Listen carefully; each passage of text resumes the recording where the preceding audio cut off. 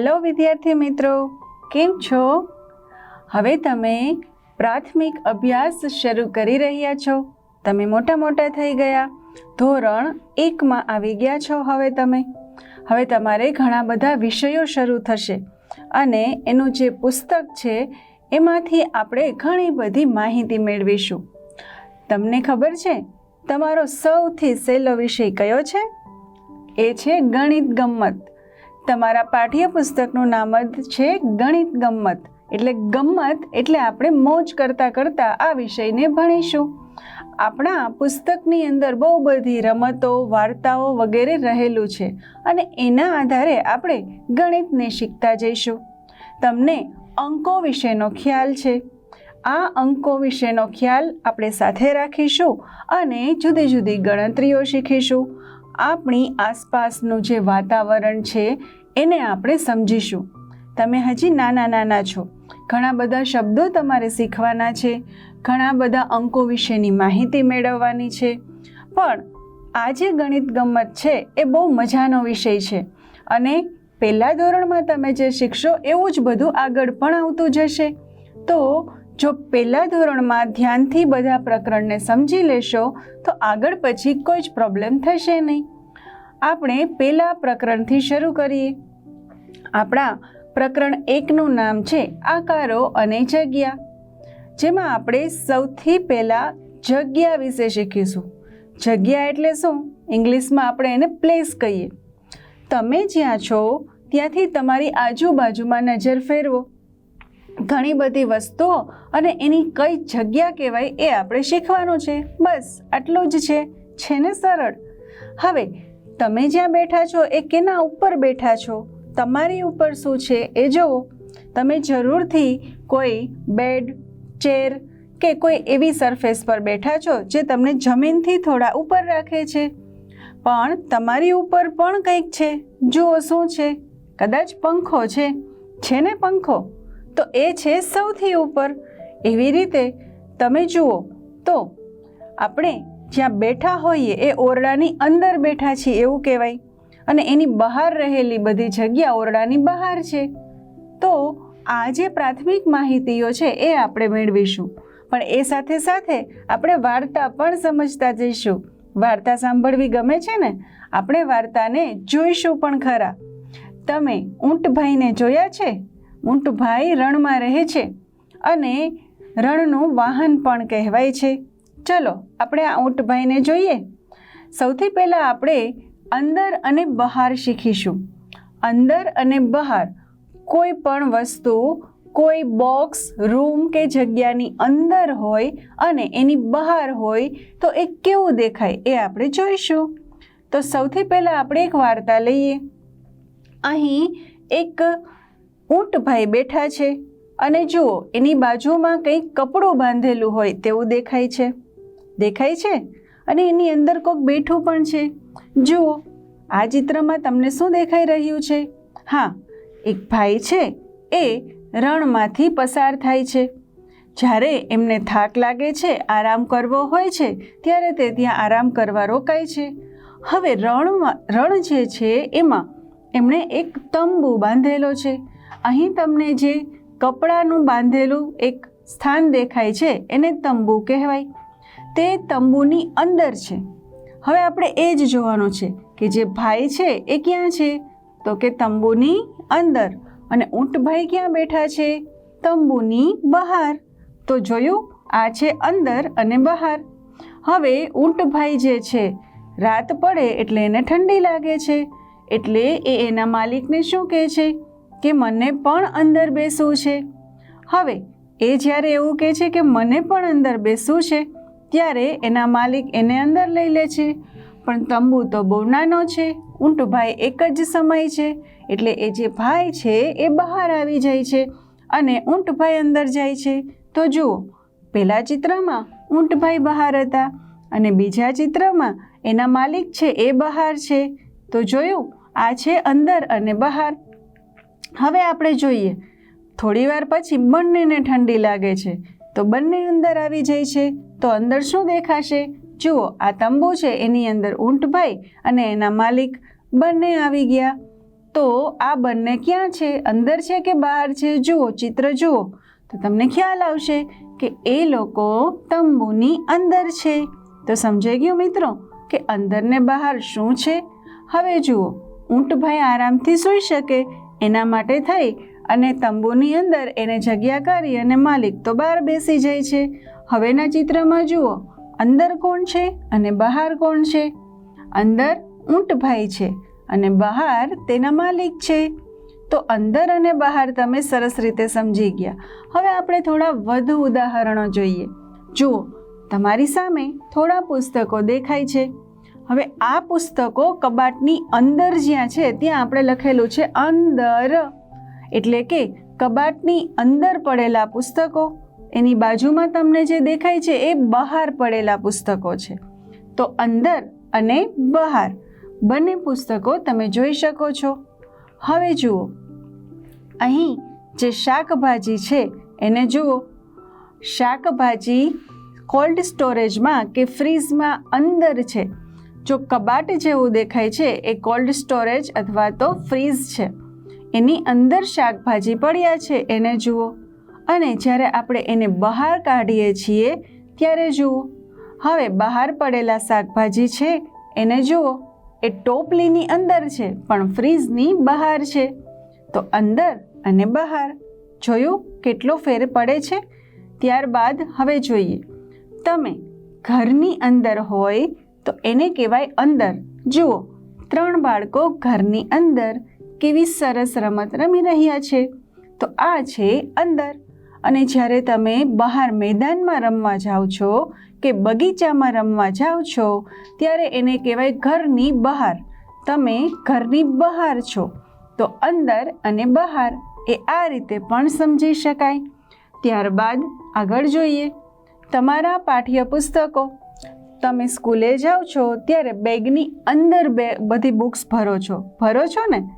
તો બેગની અંદર મૂકેલી બુક્સ જુઓ, એ કંઈક આવી દેખાય. અને જુઓ, બહાર પડેલી બુક્સ, બહાર પણ પુસ્તકો પડેલા છે.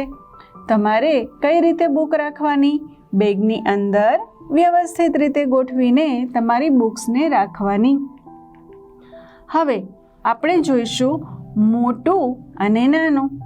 મોટું અને નાનું જોતા પહેલાં તમારી આજુબાજુમાં રહેલી વસ્તુઓને જુઓ. જો કોઈ ચેર પડેલું છે કે ટેબલ પડેલું છે એને જુઓ. હવે આકારમાં નાનું હોય જગ્યા ઓછી રોકતી હોય અને જે આકારમાં મોટું હોય તે જગ્યા વધુ રોકે. હવે તમારા ઓરડાની અંદર જુઓ, ત્યાં મોટો બેડ હશે. હવે જુઓ કે ચેર અને બેડમાંથી મોટું કોણ છે? તો તમને ખ્યાલ આવી જશે કે બેડ મોટો છે, કારણ કે તે વધુ જગ્યા રોકે. હવે એવી જ રીતે તમે તમારો હાથ રાખો અને તમારા મમ્મી કે પપ્પાને કહો કે એમનો હાથ પણ બાજુમાં રાખે.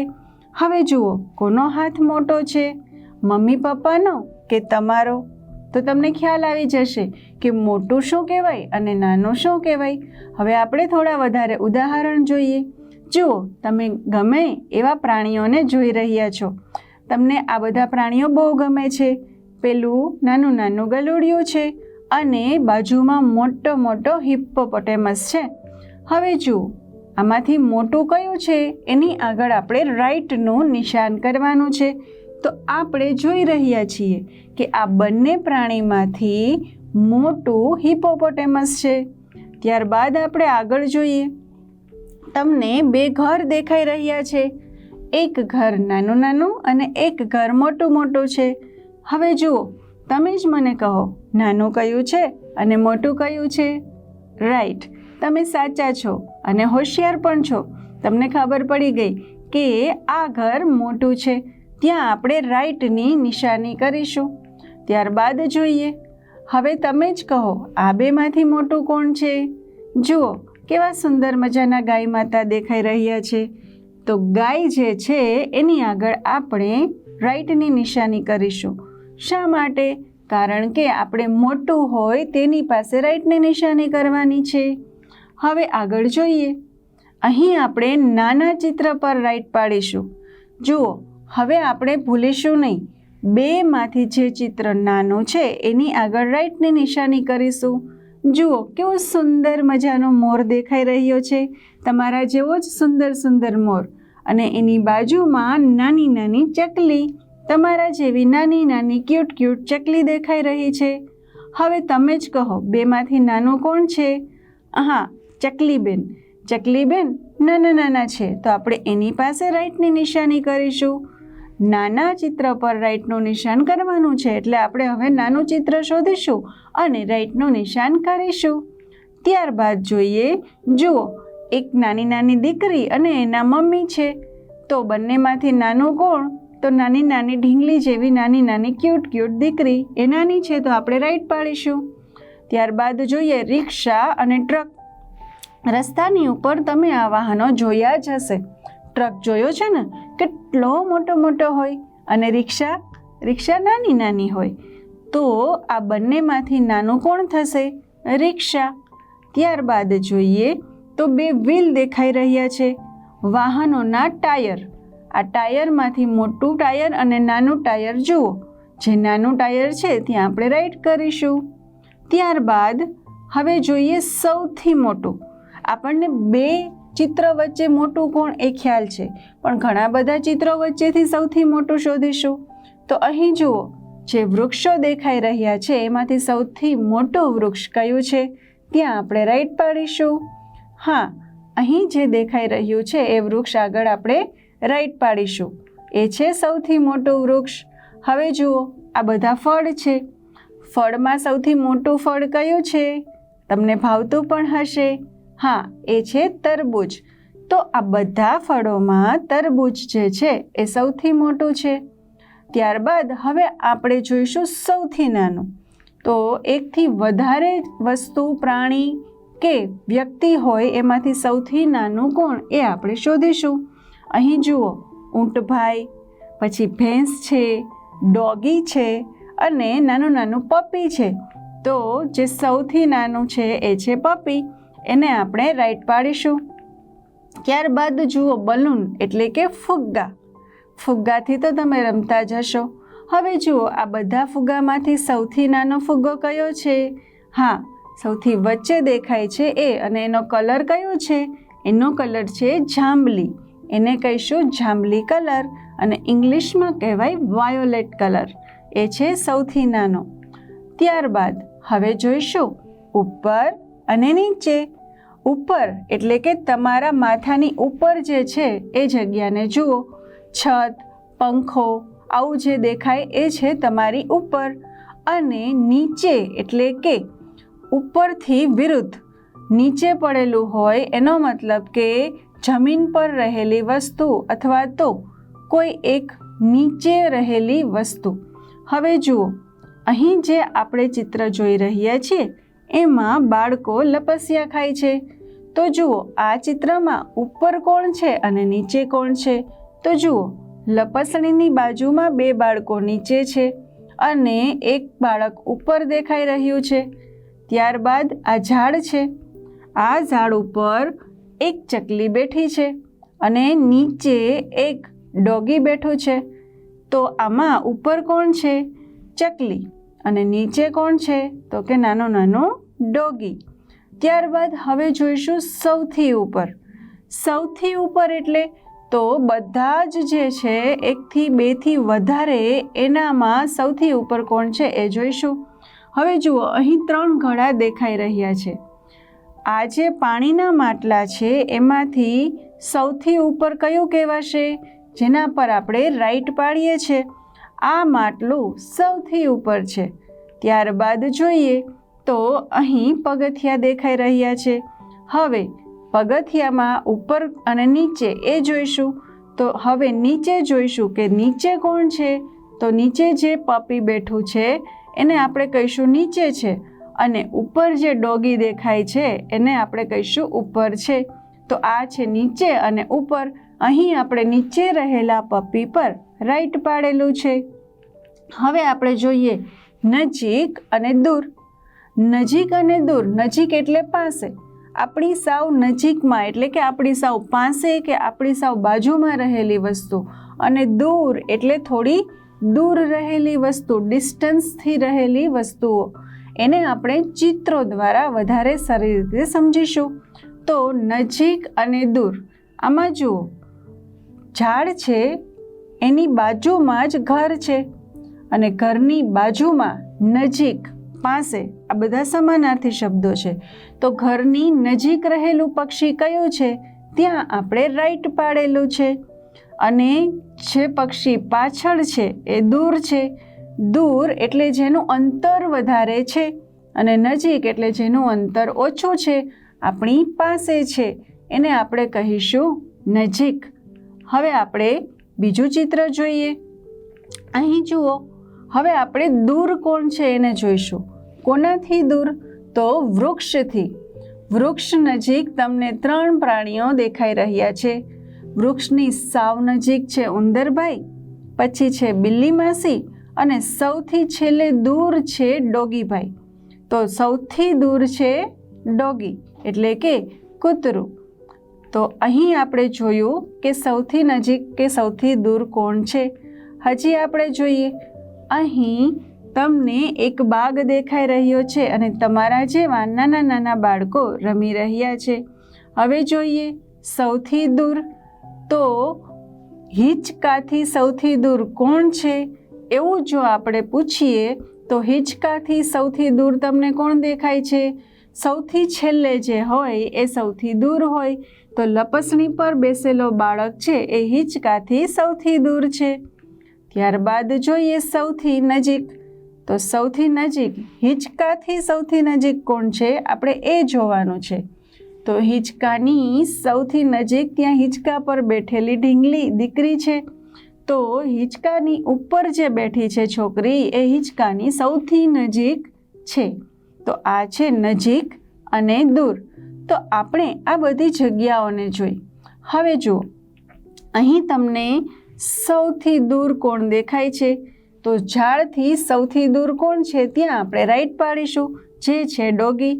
હવે અહીં આપણે જોઈએ પક્ષીઓને. જુઓ, સૌથી નજીક પક્ષી કયું છે એ જોઈશું. હવે આપણે સૌથી નજીક જોઈ રહ્યા છીએ, એનો મતલબ કે પાસે હોવું જોઈએ.